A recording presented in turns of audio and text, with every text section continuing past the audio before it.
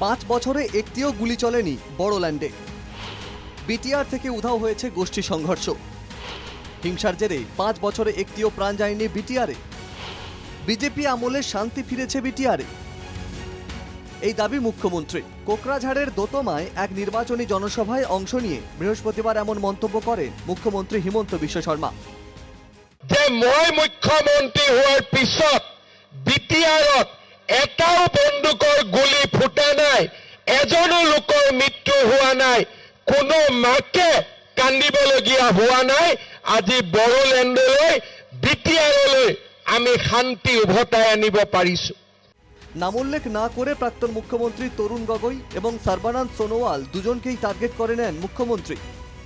বহু মুখ্যমন্ত্রী আছিলে, কিন্তু 5 বছৰত এটাও বন্দুক ফুটা নাই, 5 বছৰত এটাও গোষ্ঠীগত সংঘৰ্ষ হোৱা নাই, 5 বছৰত এটাও বোমা বিস্ফোৰণ হোৱা নাই।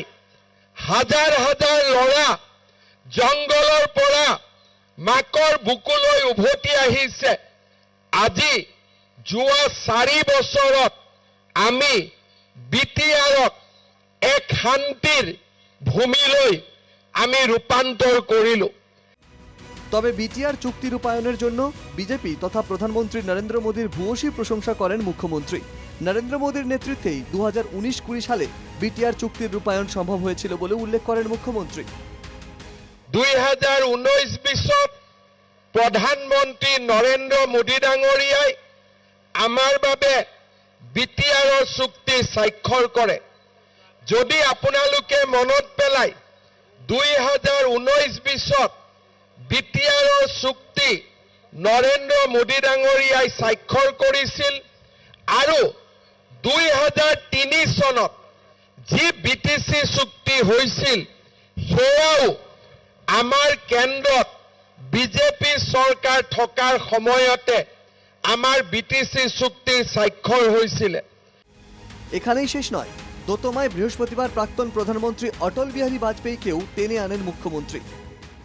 কোকৰাঝাৰত যি বিটিচিৰ গঠন হৈছিল সেয়াও প্ৰধানমন্ত্ৰী অটল বিহাৰী বাজপেয়ীৰ প্ৰচেষ্টাত হৈছিল, আৰু 2019-20 যি বিটিআৰ চুক্তি স্বাক্ষৰ হৈছিল সেয়াও বিজেপিৰ দিনতে স্বাক্ষৰ হৈছিল। দীর্ঘ আন্দোলন তথা গোষ্ঠীগত সংঘর্ষে গত 20 বছরে বিটিআরে কমেও 4000 মানুষ প্রাণ হারিয়েছে, এটা উল্লেখ করে মুখ্যমন্ত্রীর দাবি।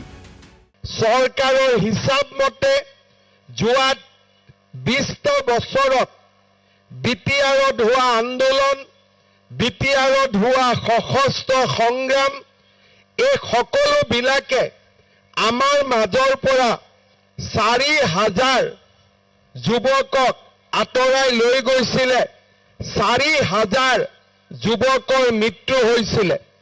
জংগলত আৰু কিমান যুৱকৰ মৃত্যু হৈছিল তাৰ হিচাপো আমাৰ লগত নাই।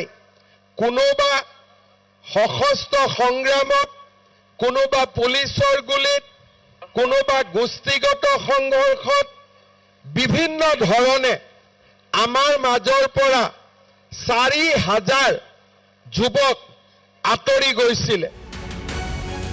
Bureau report, NKTV Bangla.